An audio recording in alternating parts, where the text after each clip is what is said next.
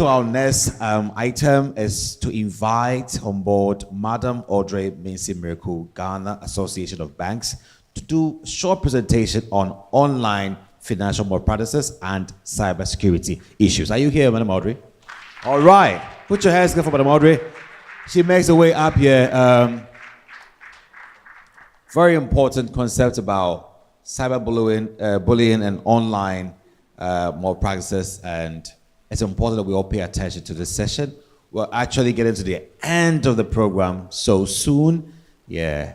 But let's try and then pay attention to speakers, meet up with them afterwards, and then ask your very core questions you want to ask. So before she makes her way up here, one last time, warm her up, yeah.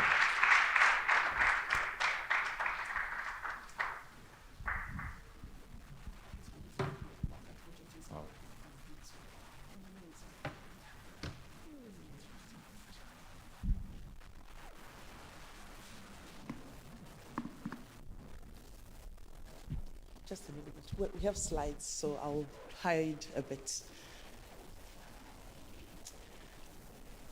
Whilst I'm preparing my slides, I'll go on ahead and also proudly mention that October is actually Cybersecurity Awareness Month. So today, as we are discussing our future and our plans, it's also important for us to speak about how we secure the wealth we are trying to build. As I'm putting my slides together, I only have 10 minutes, yet my topic is very, very important. As I was listening to the previous speakers, I want to believe we have a potential of being beneficiaries. So my presentation will be from the point where we are all beneficiaries. So imagine after everything, the wills or even going to the courts, then you become a beneficiary. If it's money, it hits your account. Then overnight, that money disappears. It's possible. It is possible. I'm sure some of you have since realized that times have changed. The statistics today prove that we have 48 million users of the internet. And when I talk about 48 million devices that connect to the internet, we have about only 33 people in Ghana. These are statistics from 2022, by the way, 2023. So the population is about 33 million, was about in 2023, was at 33.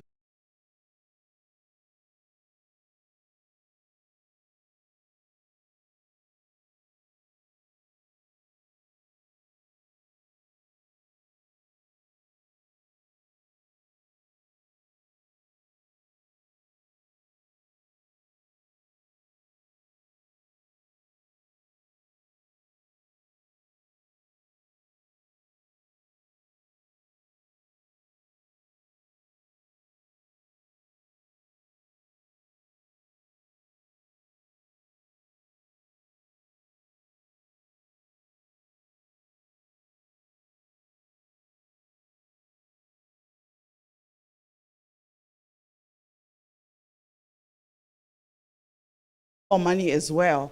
And we've even linked our bank accounts to our mobile money wallets, making it easier and convenient for us. Madam Mimi mentioned earlier that we plan for our holidays. There are people who do not want to plan. There are people who are targeting that your account. They want overnight wealth. And you are all targets to these people. So I'll try and wrap up real quick.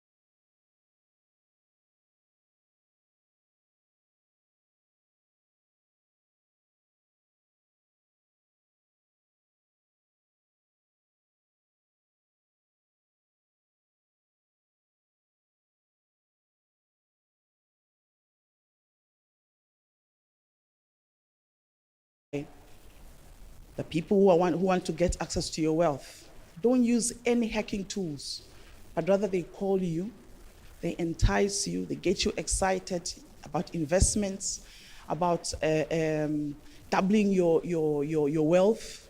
They easily get to you and manipulate your mind without even being anywhere close to you.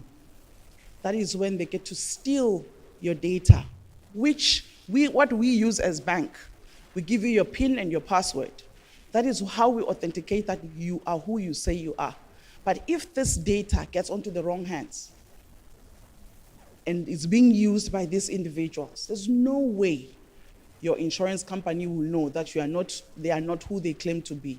Because the tools that we use, that this is how we're going to authenticate that when you're coming to access your wealth, this is what you're going to show to me.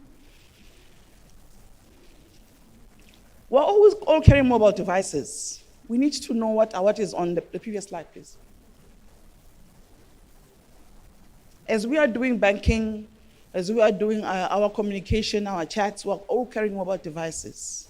How many of you, when last did you change the PIN on your mobile device? There's no PIN.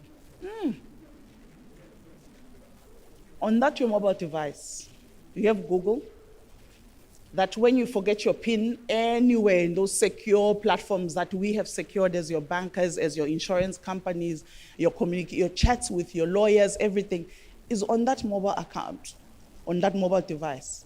If that device is not secure, you are handing over your wealth to criminals. All the wealth that your parents suffered, they saved for, you are handing it over to them for free.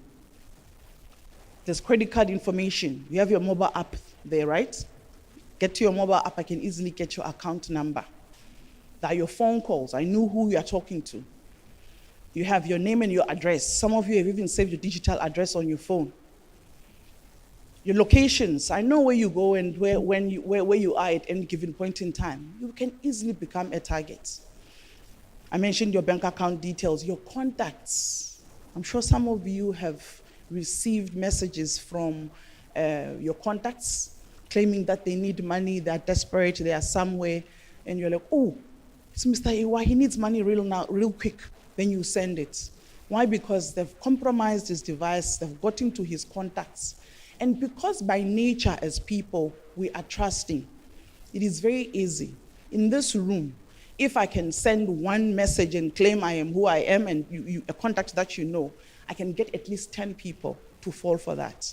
So that's your contact list. You need to protect it, please. Today, change that PIN on your phone. On that Google account, change that password. Some of you created the account while you were still in university.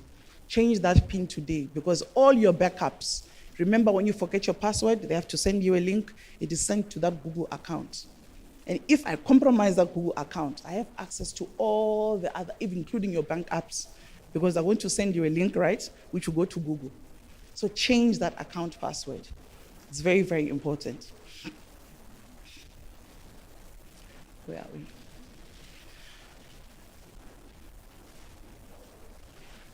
Okay.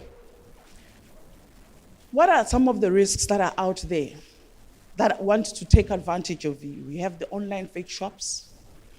You have the WhatsApp takeover, which is happening every day. That is how I can compromise you and your relatives. You have blackmail as well. Remember, if I get hold of your chats, I can easily, some of the chats we have with certain people are quite sensitive. Somebody can hold you ransom and start forcing you and blackmailing you to give them more money. Otherwise, they will expose this data. So you can imagine if that data gets into the wrong hands and is being manipulated, you are being manipulated by someone, you can end up losing that wealth that you have benefited. And remember, one of the speakers did mention that there's privacy. Privacy is also one thing that we look into in cybersecurity.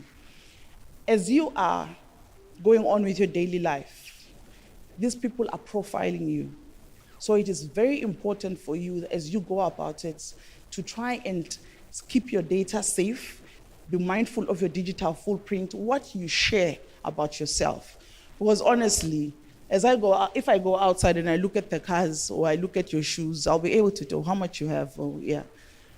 If I go online as well, and in 6 months' time, I see now you are wearing a Cavalli and you are driving a Mercedes Benz, and I know something has changed. What has changed? Don't give these criminals that opportunity to be able to profile you. Okay?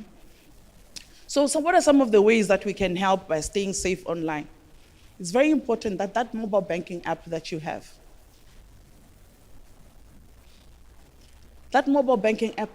on your phone, you download it at the right place. Go to the Play Store, go to the Apple Store to download it. Don't get a link from a friend to send it to you. Why? Because it's very easy to clone a mobile app and share it. What will you do immediately you get the mobile app? You'll try and authenticate and go to your bank.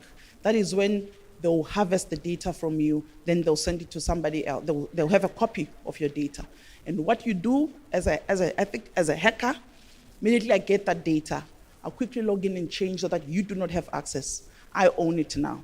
What you'll be receiving is text messages that 50,000 gone, 20,000 gone. And what they do is, it doesn't sit with one wallet or one bank account. Immediately I steal 100,000 from you, I split it. Because even following that money around, then somewhere we withdraw it.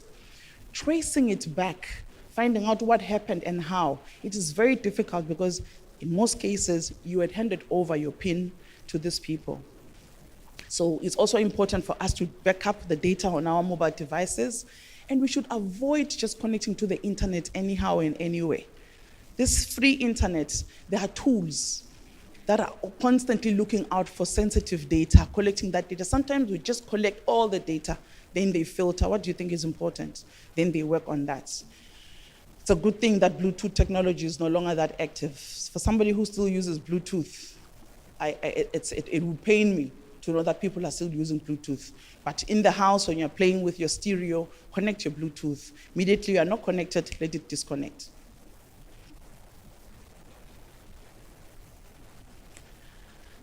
I'll just give you briefly some of the do's and don'ts of you to stay safe online. One, keep your your profiles private. If I go to LinkedIn, it is okay for me to know your name, your full name, and where you work. But if I go to Facebook, I shouldn't be able to link your account directly with your LinkedIn. Remember, on Facebook, you have a lot of people who are trying to connect you and be your friends. Some of you here, if I ask how many friends do you have, like friends, you have less than 10. But you go to social media platforms, somebody has 40,000 or 1 million friends. Are those people really your friends? And you are sharing everything that you do with them. So please, keep your profiles online private. Make sure that I cannot move between platforms and identify you. By doing so, you are reducing the chances of somebody profiling you, so that I would know that, oh, what has changed? She's now going to Dubai. She's been struggling with some of us. Then she has gotten wealth. There's money there. Then they come after you. So keep your profiles private. Only connect with people you know and friends. We all know how friendship is. Some of your friends are not really your friends. So please, on these social platforms, I know we are trusting. Let's try and keep it safe and keep private. Be mindful of the posters you share. Sometimes we get so excited. It's election year. We might get even into some brawls, get excited and start communicating. Some people use that to profile you. And that's what you post today. Later on can come to haunt you. So be very careful on what you do on social media. We're all hiding behind the computers and phones. But that particular day when something happens to you, somebody will go and dig that post and it will be used against you.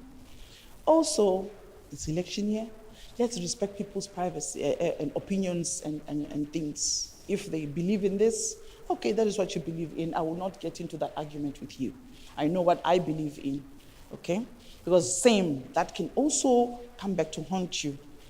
If anybody tries to offend you or bully you online, just simply unfriend them. There's no point in trying to justify your action. Just simply unfriend them and block them. That way you will not be bullied. Move away from it. It's what we call risk avoidance. You avoid that risk by unfriending the person, and that's it. Block the person. And let us use strong passwords. Strong passwords, not your date of birth, not your digital address, because that one is easy to guess, and we all know where we stay and how easy it is to get your digital address, not your pet name. I know some of you, when we're creating those Google accounts, they'd ask us, what's the security question? Oh, my first school that I went to, that is easy to get. Oh, it's my mother's maiden name, that is easy to get. So please, let us change those security questions, and it doesn't have to be true. Whatever you put in there, like I say, it'd be very easy for me to find out your mother's maiden name or to find out which school you went to. That is information that is readily available to anyone. Make it do a twist. Instead of using your mother's maiden name, maybe use your grandmother's. Okay, next slide, please. The don'ts. The people who meet online, they are not who they claim they are. Don't post offensive messages online. And 2, don't share personal information. Sorry, I need water.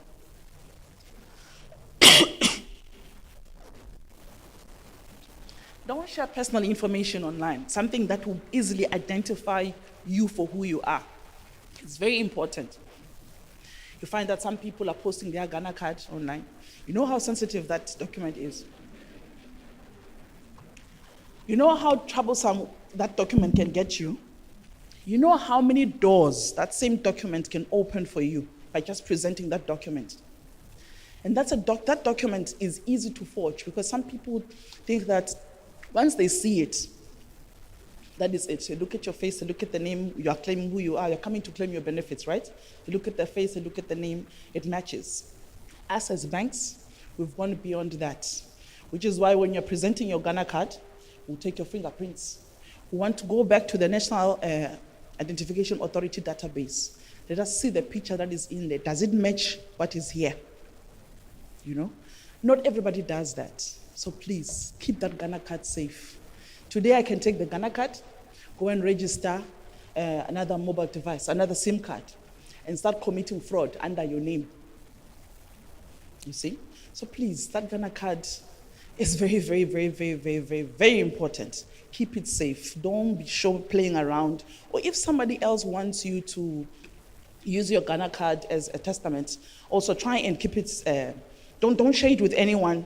And also, those friends' requests, remember what I said, that not everybody is who they claim to be.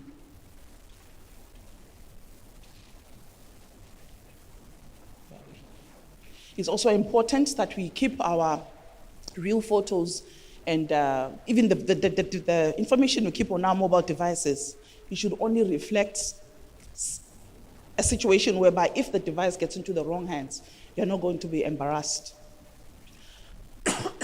It's also important to look at your mobile apps that are on your phone.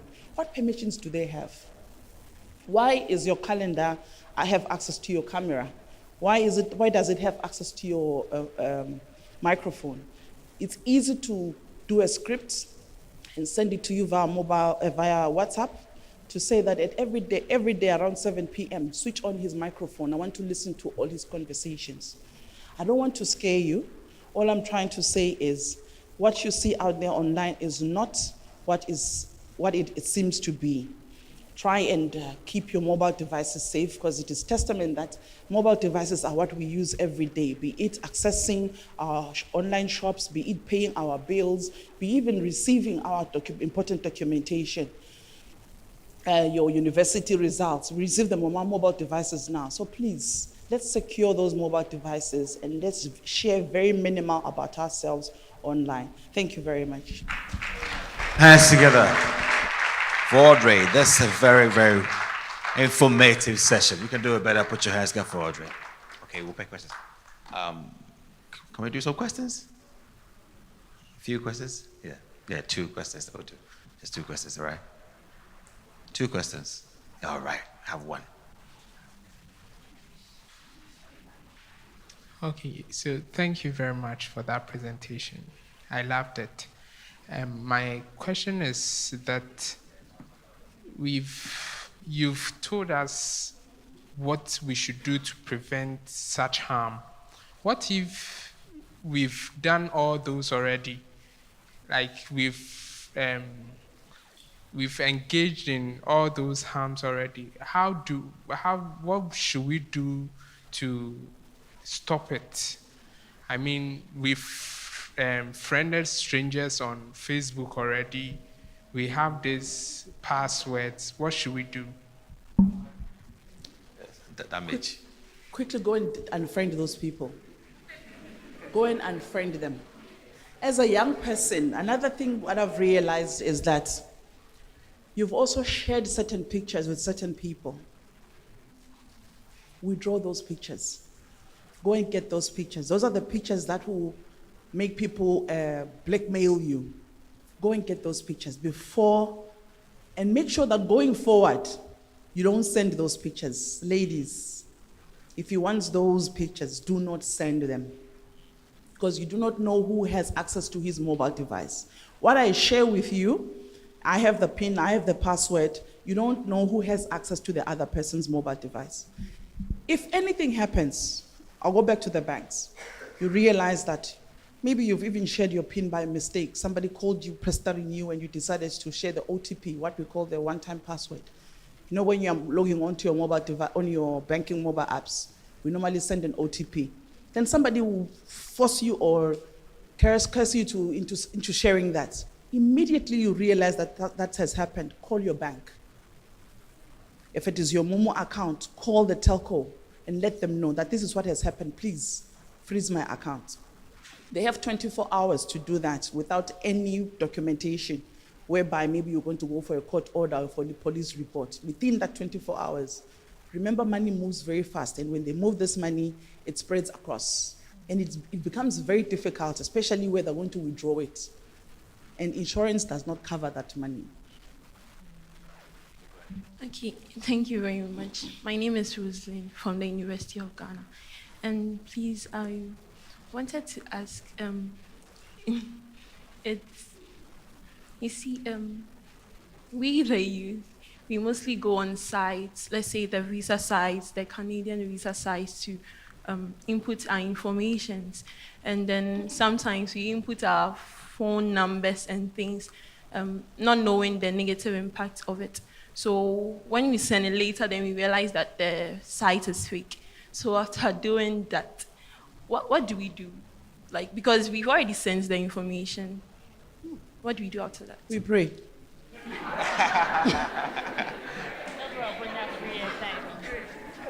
You pray that that information doesn't get onto the wrong hands. You pray that he doesn't pick yours. Because honestly, data harvesting, I can collect data about all of you here.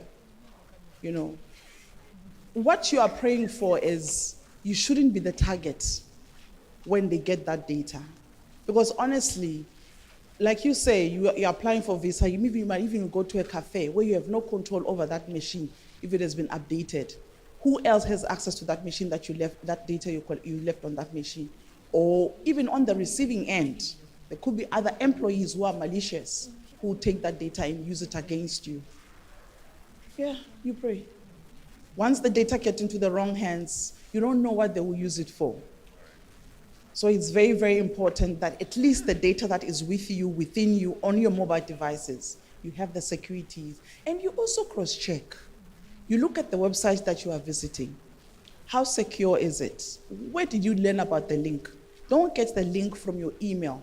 But rather, what I would suggest is, if you're applying for your visa or you are communicating with your banks, go to the bank's page, website, and get the contact details from there, rather than getting the link from someone else or somebody sending it. Oh, we know that your father is late. We need you to complete your details. Here's a link. Please complete this. This is what we call phishing, phishing for information. You know, so it's very important that you know that there's this coming up. Work with the original company. Rather, you go to their websites and communicate using those official channels. Because when they are cloning their websites or they are cloning their pages, sometimes they even look better than the original one. You can't tell the difference. Gone are the days where you could look at an email and see the spelling mistakes. With AI, they're generating even better messages. They will even tell you what you want to hear. You know. So yes, the prayer is still there. But try and also be responsible and go to the right sources for information. Okay, thank you. Please, my question is, on WhatsApp, they be like they have two-step verification. And how do they get access to? Because if you've done the two-step verification, how is the account being hacked again? And how are you going to retrieve it? Oh, hackers can worry. You can also add yours. Okay, so thank you very much. I want to ask a question related to what my sister just asked. There are times that we apply for scholarships online. So I want to, is it good for us to use our details when we are applying for it? And how do we know that this link is genuine for me to use? Yes, please. I'll start with yours. Like I said earlier, make sure that you are the one who goes to the website and validates. Even if you receive it via email, don't use that link that came via email. Between the sender and you, the recipient, so much can happen in between. So much. It could be a legitimate sender. There's what we call middleman attack. Somewhere in between, somebody can change that site and misdirect that link to somewhere else, a malicious site. So it's important that you receive it via email, but you yourself go to the website of that institution and fill it out from there. WhatsApp account takeover. Set up your second factor authentication. That is one. And two, in most cases, it is also linked to other security features. It's not just your what is on your second step verification. Do you know that with your mobile device, as we are here in this room, if I take your device just for 1 minute, I can scan the code and be receiving all your messages on my machine, whether your phone is offline or not offline. So here's a situation, I've scanned your code, I'm seeing all the messages that you are seeing on my mobile device. You go online, you tell us you're going to Dubai. I know Dubai is 7 hours ahead. The damage I can cause between the time you take off at Kotoka to Dubai, because I have access to all your contacts, and you know why? The sad part is they can't get hold of you because I know you are not available. So I've taken over your account. So account takeover is not only where you don't have access immediately, it's also where somebody will actually hijack temporarily, then give it back. Because by the time you get to Dubai and they call you, it will be you that they are able to get to. It will not be me that have stolen your details. So it all boils down to oversharing. Who has access to you? Who has access to these devices? Like I said, if that phone had a PIN or a password, they wouldn't be able to scan that code. So please, those devices need to have those PINs and passwords. I know what I'm talking about. Yes, we know. Put your hands together for yourselves. Thank you so much, Madam Audrey Mnisi Mireku, Ghana Social Banks. Thank you so much for this very vital information in these times. I actually went back to social media, deleted some comments I made, okay? Nowadays, if you follow people on social media, you say things. I went to delete my thing, Boko, I don't have a problem. All right, so at this moment, I'm also going to invite a rep from our partners. I want to have here with me Seriam from Ghana Think Foundation. Put your hands together for Seriam. I also want to have with me my friend, Bold Labels, the man behind Bold Labels, SK Fashion Shadrach. Come up here, please. Come. And also, I want to have my friend from